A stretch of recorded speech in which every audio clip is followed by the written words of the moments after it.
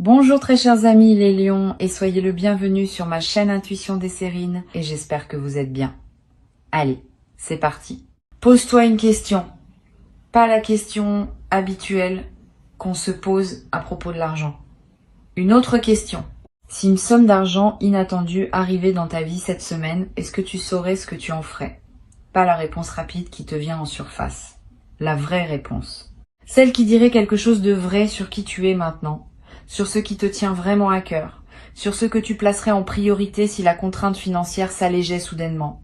Cette question est plus importante qu'on ne le pense, parce que la qualité de ta réponse à cette question détermine en partie la qualité de ce qui s'apprête à arriver dans ta vie. L'argent qui s'approche de toi est réel, il vient, il a une trajectoire qui converge vers ta réalité concrète et cette trajectoire arrive bientôt à son terme. Mais avant qu'il ne se manifeste, je veux te proposer un dialogue intérieur qui va te permettre de l'accueillir dans des conditions optimales. Parce que recevoir une somme d'argent sans s'être préparé intérieurement est une situation à laquelle beaucoup de personnes ne savent pas répondre adéquatement. Et le résultat, c'est qu'elles laissent filer ce qui leur a été donné sans en tirer le bénéfice durable que la situation aurait permis. Toi, tu vas faire différemment. Tu vas te préparer dès maintenant, par ce dialogue intérieur, pour que la réception soit à la hauteur de ce qui te sera offert. La première chose que je veux te demander de regarder en toi, c'est ta relation actuelle aux questions financières. Quand tu penses à l'argent, qu'est-ce que tu ressens dans ton corps? Y a-t-il une crispation dans le ventre, une tension dans la mâchoire, une légère anxiété qui s'installe, ou au contraire une certaine neutralité tranquille? Cette observation honnête de ce qui se passe en toi quand le sujet de l'argent émerge te donne une indication précise de ton état actuel. Si tu remarques une crispation, ce n'est pas grave, mais c'est une information utile. Cela signifie qu'une partie de toi traite encore l'argent comme une source de tension. Et cette partie va devoir être apaisée pour que la somme qui arrive puisse vraiment s'installer dans ton existence sans réactiver d'anciennes anxiétés. L'apaisement de cette zone tendue ne demande pas une thérapie longue.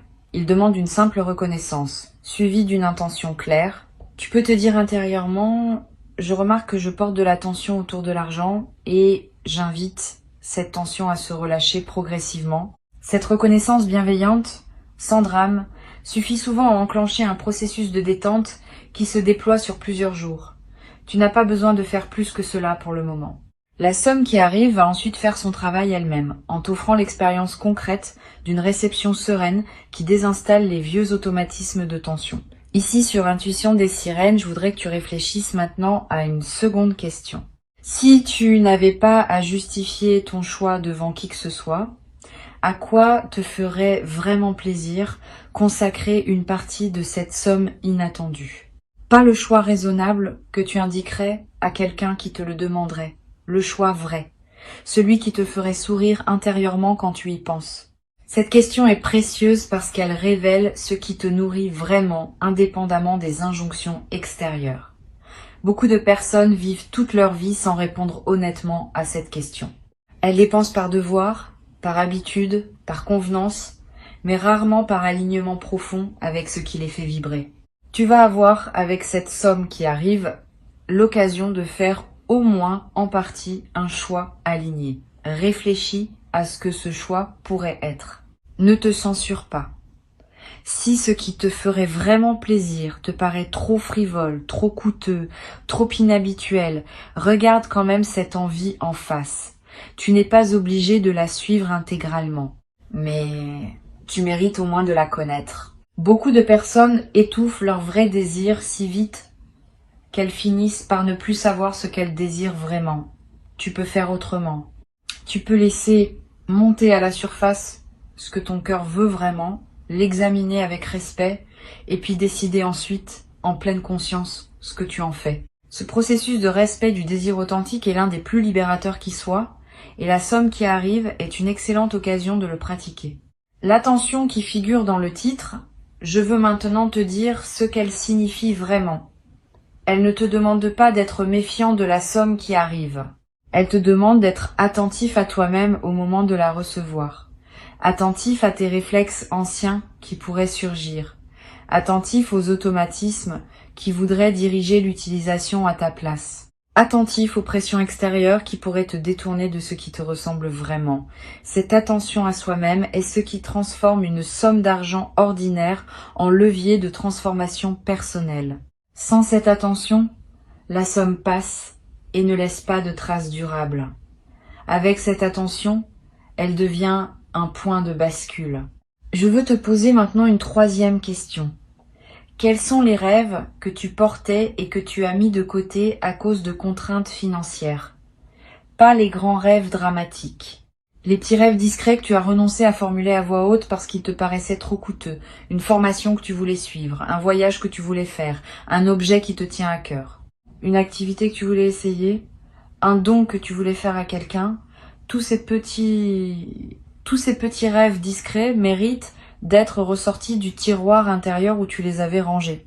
Pas pour culpabiliser de les avoir reportés, pour les revoir avec un œil neuf dans le contexte de la possibilité qui s'ouvre maintenant. Tu vas peu être réalisé en faisant ce travail que certains de ces rêves discrets n'étaient pas si coûteux que tu le pensais.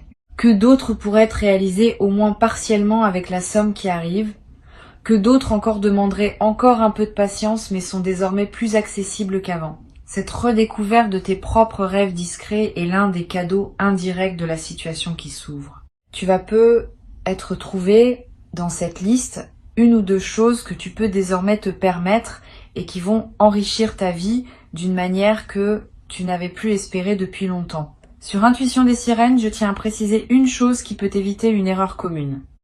Quand une somme d'argent arrive, beaucoup de personnes se précipitent pour réaliser plusieurs rêves en même temps, parce qu'elles ont peur que la somme se dissipe avant d'avoir tout couvert. Cette précipitation produit souvent une dispersion qui dilue le plaisir de chaque rêve réalisé.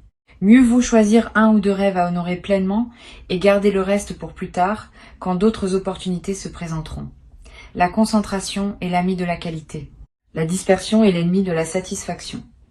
Cette compréhension simple peut transformer la manière dont tu utiliseras ce qui te sera donné. Tu vas peu être te demander, quand la somme arrivera, s'il faut en parler à quelqu'un de ton entourage. Cette question est importante, et la réponse n'est pas universelle. Elle dépend des personnes spécifiques qui composent ton entourage. Certaines vont se réjouir avec toi sans réserve. D'autres vont projeter leur propre frustration financière et risquer de gâcher subtilement ton plaisir. D'autres encore vont commencer à formuler des demandes qui te mettront mal à l'aise. Choisis donc avec soin à qui tu confies cette information. Tu n'as aucune obligation de transparence totale. Tu peux garder une partie de ce qui te concerne pour toi, surtout dans les premiers temps où tu intègres la nouveauté. Je voudrais te poser une quatrième question. Quelle partie de cette somme te ferait du bien à long terme plutôt qu'à court terme? Pas par devoir d'épargner. Par souci de prolonger l'effet bénéfique de ce qui t'est donné. Une partie qui pourrait être investie dans quelque chose qui produira encore des effets dans plusieurs années. Une partie qui pourrait servir à payer une dette qui pesait sur toi. Une partie qui pourrait être mise de côté pour un projet futur que tu sens venir, mais qui n'est pas encore assez clair pour être réalisé immédiatement. Cette part orientée vers le long terme est précieuse. Elle prolonge l'effet de la somme bien au-delà du plaisir immédiat. Et elle te connecte à une vision plus mature de ta propre vie financière. L'équilibre idéal, à mon sens, entre plaisir immédiat et investissement long terme n'est pas universel. Il dépend de ta situation et de tes priorités. Mais une bonne règle générale consiste à ne pas laisser une somme inattendue se dissoudre intégralement dans des dépenses qui ne laissent pas de traces. Garde au moins une part pour quelque chose de durable. Cela peut être de l'épargne pure. Cela peut être un investissement modeste dans un projet. Cela peut être quelque chose que tu garderas et qui te servira pendant des années.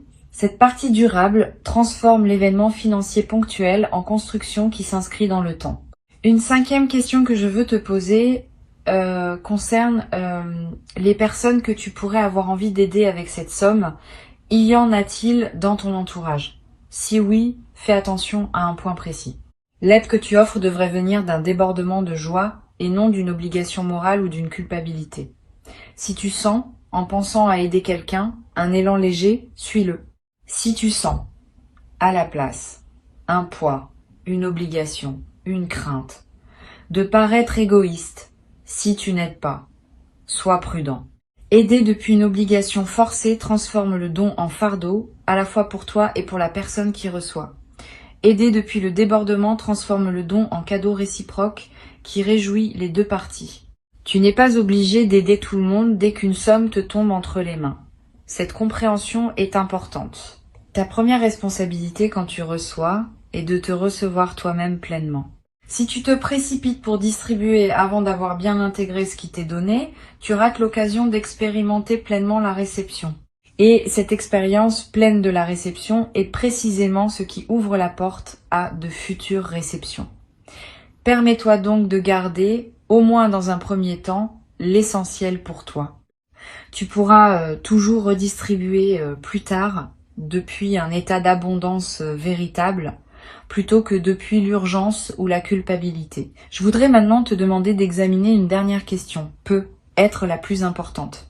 Si cette somme inattendue était la première d'une série de manifestations financières favorables, quelle posture intérieure veux-tu cultiver pour rester aligné dans la durée?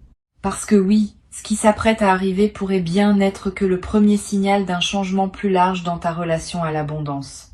Et dans ce cas, la manière dont tu accueilles cette première manifestation va calibrer ton système intérieur pour ce qui suit.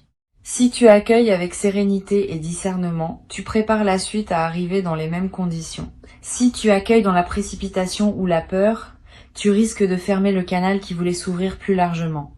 La posture juste pour accueillir ce qui arrive et préparer la suite consiste en quelques éléments simples. La gratitude sincère, sans en faire trop.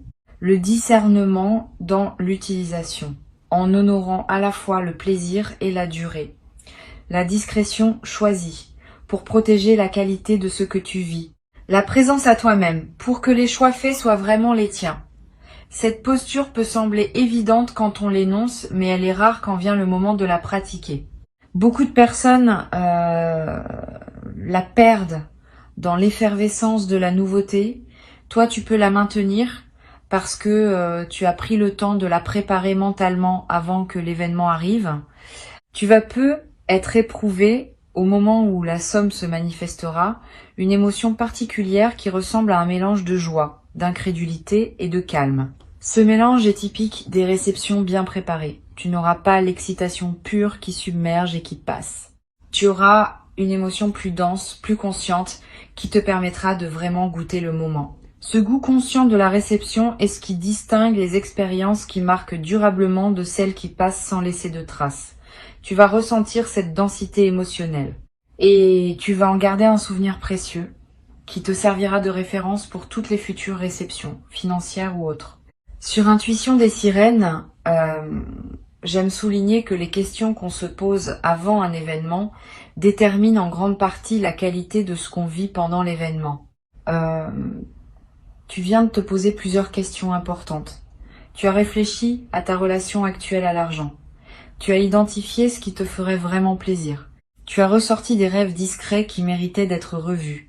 Tu as pensé à la part qui pourrait servir au long terme. Tu as examiné la question de l'aide à apporter aux autres. Tu as réfléchi à la posture intérieure que tu veux maintenir. Ce travail préparatoire ne sera pas perdu. Il va se déployer dans ton expérience effective de la réception, donnant à ce moment une profondeur que la plupart des personnes ne connaissent jamais. Je voudrais te parler maintenant d'une dimension à laquelle on pense rarement. La somme qui arrive va affecter ton sommeil dans les nuits qui suivront, pas seulement parce que tu seras content, plus profondément. Quand un soulagement financier réel se produit, le système nerveux qui portait peut être une vigilance chronique liée aux questions matérielles, peut enfin se relâcher. Tu vas peu être dormir d'un sommeil plus profond que d'habitude.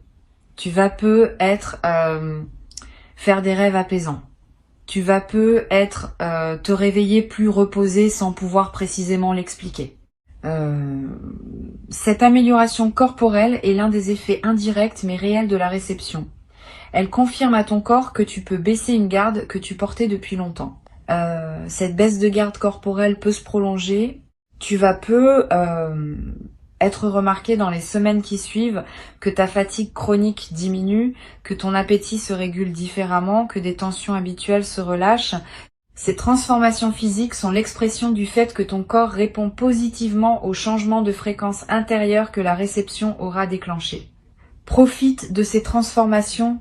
Ne te précipite pas pour reprendre des rythmes intenses qui réinstalleraient la tension ancienne. Donne-toi le droit de fonctionner à un nouveau régime, plus posé, plus habité. Cette nouvelle qualité de présence à toi-même est l'un des cadeaux durables qui dépasse largement le simple aspect financier de ce qui arrive. Je veux ajouter quelque chose qui peut-être te servir. La somme qui arrive a une histoire avant d'arriver chez toi. Elle a circulé, elle a transité, elle est passée par d'autres mains. Et au moment où elle arrive entre les tiennes, elle apporte avec elle une certaine énergie qui dépend de son trajet. La meilleure manière d'accueillir cette énergie est de mettre ton intention propre dans la somme, dès qu'elle arrive. Tu peux, par un simple geste mental, te dire que cet argent est désormais aligné avec qui tu es maintenant, qu'il sert tes priorités véritables, qu'il s'inscrit dans la trajectoire que tu choisis pour ta vie. Ce geste mental, qui peut sembler dérisoire, a un effet réel. Il personnalise l'argent qui te parvient et le met au service de ton parcours spécifique. Une autre dimension précieuse concerne la manière dont tu pourras parler de cette expérience plus tard, quand elle sera devenue un souvenir. Tu raconteras peut-être cette histoire à des proches, à des enfants, à des amis qui traverseront des phases plus difficiles. Et la manière dont tu raconteras va déterminer en partie l'effet inspirant ou non de ton récit. Si tu le racontes comme une chance pure qui pourrait ne plus jamais se reproduire, tu enfermes ce qui pourrait inspirer dans une narration close. Si tu le racontes comme la confirmation que les choses peuvent encore changer même quand on n'y croit plus, tu offres à tes interlocuteurs un témoignage qui peut nourrir leur propre espérance. Choisis cette deuxième manière de raconter. Elle sert non seulement les autres, mais aussi toi-même, parce que la narration que tu choisis influence en retour la fréquence à laquelle tu attireras d'autres expériences similaires. Tu vas peut-être également développer à travers cette expérience un nouveau rapport à ce qu'on appelle la chance. Beaucoup de personnes croient à une chance aveugle qui distribue ses faveurs au hasard, et elles attendent passivement que cette chance les choisisse. Cette croyance est partiellement fausse. Ce qu'on appelle la chance est en grande partie le produit d'un alignement intérieur qui s'est construit sur une longue durée. Tu n'as pas eu de chance par hasard. Tu as cultivé les conditions qui rendent possible la manifestation de ce qui arrive maintenant. Cette compréhension change ta posture pour la suite. Tu cesses d'attendre passivement la chance. Tu commences à cultiver consciemment les conditions qui rendent les bonnes choses plus probables. Et cette cultivation active va produire ses fruits encore longtemps après l'événement initial. Je voudrais te transmettre une dernière chose avant de te laisser. La somme inattendue qui arrive est le messager d'un message plus large. Le message dit que tu es entré dans une nouvelle phase de ton rapport à l'abondance. Une phase où ce que tu portes intérieurement commence à se traduire en ressources extérieures. Cette traduction n'est pas magique.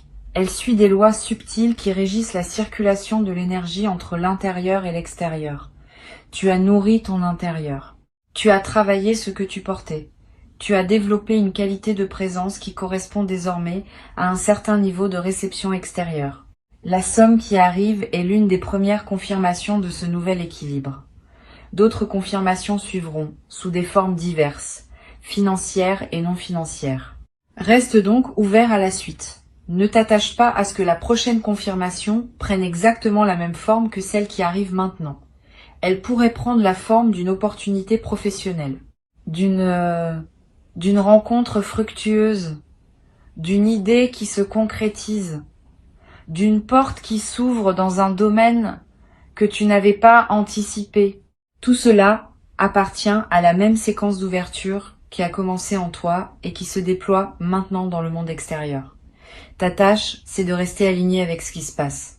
De ne pas saboter par anxiété ce qui veut s'installer durablement. De ne pas non plus te reposer sur ce qui se manifeste comme s'il n'y avait plus rien à faire. La cultivation continue de l'alignement intérieur reste essentielle. Sans elle, le canal se referme. Avec elle, le canal s'élargit progressivement. Reçois donc ce qui arrive avec la qualité de présence que tu as construite à travers les questions que tu viens de te poser.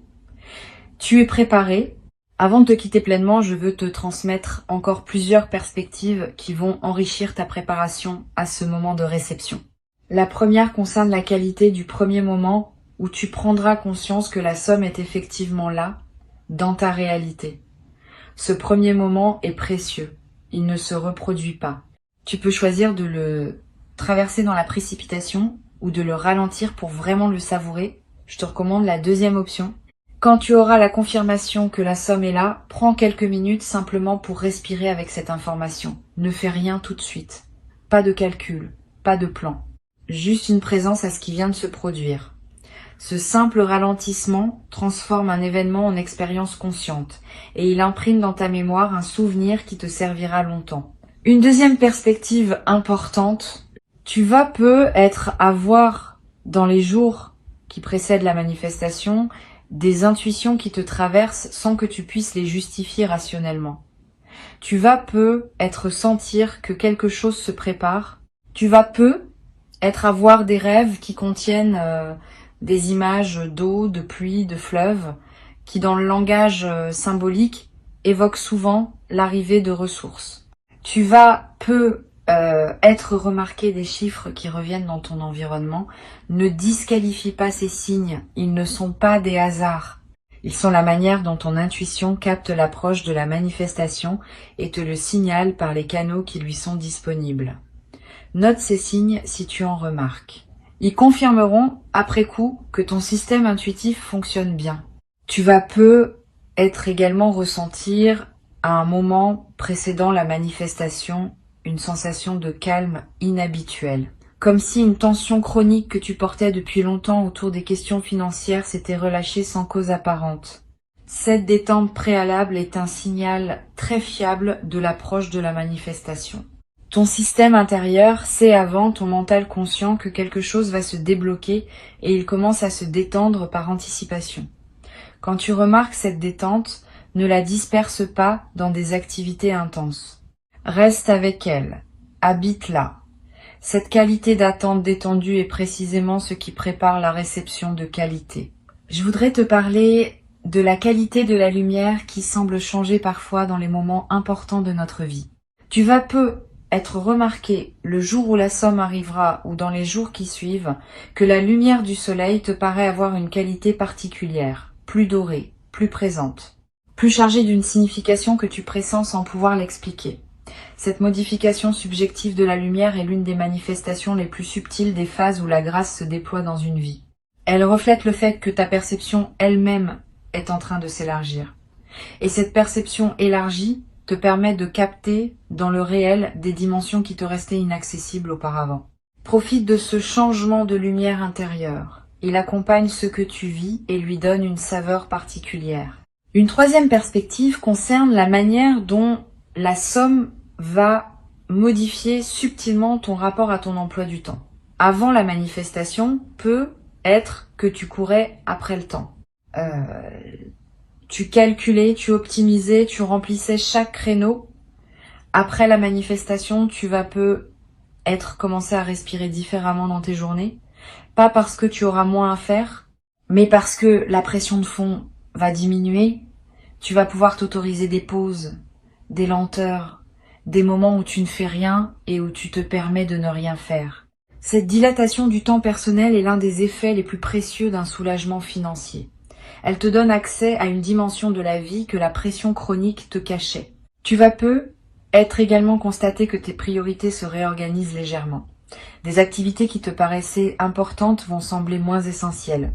D'autres que tu négligeais vont prendre une nouvelle place. Cette réorganisation des priorités n'est pas une erreur. C'est l'expression d'une lucidité qui se manifeste plus librement quand la pression diminue. Permets cette réorganisation. Suis-la. Elle te conduit vers une vie plus alignée avec ce qui te tient vraiment à cœur. Ne la combats pas en pensant que tu dois maintenir tes anciennes priorités par souci de cohérence. La vraie cohérence, c'est celle qui se met à jour au fur et à mesure que tu deviens plus toi-même. Sur cette chaîne, j'aime souligner que les sommes inattendues ont parfois un effet de catalyseur dans la vie de ceux qui les reçoivent. Elles ne sont pas seulement de l'argent. Elles sont l'occasion de revisiter sa vie, de poser des choix qu'on remettait à plus tard, de prendre des décisions qui demandaient un certain coussin financier pour pouvoir être prises sereinement. Tu vas peut-être prendre, dans les semaines qui suivent la manifestation, une décision importante que tu reportais. Une décision concernant ton lieu de vie. Une décision concernant ton activité professionnelle. Une décision concernant une relation qui demandait à évoluer.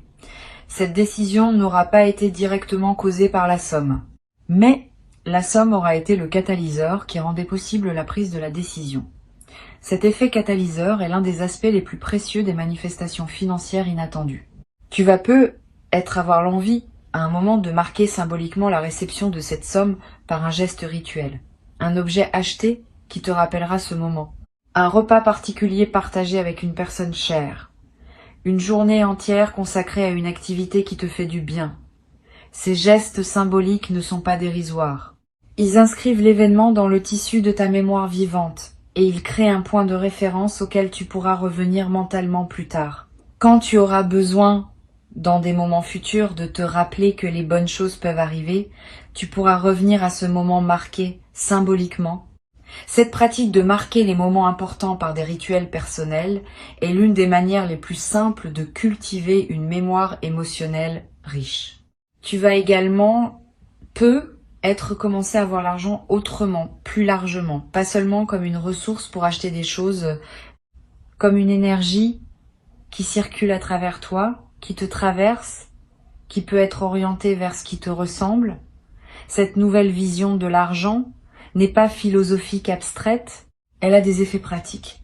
Tu vas peut-être commencer à dépenser différemment, avec plus de conscience, avec plus d'alignement entre ce que tu achètes et ce que tu es. Tu vas peut-être te rendre compte que beaucoup de tes anciennes dépenses étaient automatiques, sans réelle satisfaction. Cette prise de conscience peut t'amener à simplifier certains aspects de ta consommation, à concentrer tes ressources sur ce qui te nourrit vraiment. Je voudrais te parler du rôle particulier que joue la générosité dans la durée des bénéfices financiers. Quand on partage une partie de ce qu'on reçoit, sans que ce partage soit forcé ou culpabilisant, on entretient un mouvement de circulation qui maintient le canal ouvert. C'est pas un calcul, c'est une dynamique réelle. Les personnes qui retiennent tout par peur de manquer ferment souvent par cette retenue le canal qui voulait continuer à donner. Les personnes qui partagent un peu, depuis l'abondance et non depuis la culpabilité, gardent le canal ouvert. Cette différence subtile a des effets sur le long terme. Tu peux t'inspirer de cette compréhension pour décider dans la sérénité d'une part de ce que tu reçois qui pourrait circuler vers d'autres personnes ou vers une cause qui te tient à cœur. Pas par devoir, par alignement avec ta nature généreuse. Tu vas être traversé à un moment dans les semaines qui suivent une phase de léger doute. Tu vas te demander si tu as bien utilisé la somme, si tu n'aurais pas dû faire des choix différents, si tu n'as pas raté une meilleure option. Ces doutes sont normaux. Ils ne signifient pas que tu as fait des erreurs. Ils signifient que tu es une personne consciencieuse qui se soucie de bien faire. Quand ces doutes surgissent, reviens aux raisons qui ont guidé tes choix. Tu as choisi en pleine conscience, au moment où tu choisissais. Tes choix étaient justes pour le moment où tu les as faits. Le fait qu'ils puissent paraître discutables a posteriori ne signifie pas qu'ils étaient mauvais. Cette compréhension te libère de la rumination inutile. Tu vas peut-être également te demander si cette somme inattendue est vraiment méritée. Cette question est piégée. Elle suppose qu'il y aurait un mérite mesurable qui justifierait ou non ce qui te tombe entre les mains. La vraie réponse est plus simple. Tu ne mérites pas cette somme au sens d'une rémunération exacte d'efforts comptabilisables. Tu la reçois parce que tu as cultivé une disposition intérieure qui rend la réception possible. Cette disposition est elle-même le résultat de tout un parcours. Donc oui, tu as fait quelque chose pour mériter cela, mais ce quelque chose n'est pas mesurable de manière comptable. Cesse donc de te demander si tu mérites. Reçois simplement en sachant que la réception elle-même est une compétence qui se cultive et que tu l'as cultivée. Tu vas être également ressentir l'envie à un moment de relire cette transmission. Reviens-y quand tu en auras besoin. Les questions que je t'ai posées peuvent te servir non seulement pour cette manifestation-ci, mais pour toutes les manifestations financières futures qui se présenteront dans ta vie. Elles forment un cadre de réflexion utile que tu peux mobiliser à chaque nouvelle réception. Cette appropriation des questions est l'un des bénéfices indirects de notre échange. Tu repars avec un outil de discernement qui dépasse l'événement spécifique qui s'apprête à se manifester. Tu sais ce qui te ferait vraiment plaisir, tu sais ce qui mérite de durer, tu sais à qui partager, tu sais quelle posture maintenir. Cette préparation va se transformer, au moment où la somme se manifestera, en une réception consciente qui honore à la fois le don, le donneur invisible, et toi-même comme destinataire légitime. Cette triple honneur est ce qui distingue les expériences financières profondes des simples transactions superficielles. Tu vas vivre une expérience profonde et tu vas en garder, longtemps après que l'argent lui-même aura été dépensé ou investi, un souvenir qui te nourrira chaque fois que tu en auras besoin pour te rappeler que les bonnes choses peuvent encore arriver dans ta vie à tout moment, dès que tu es prêt à les recevoir véritablement.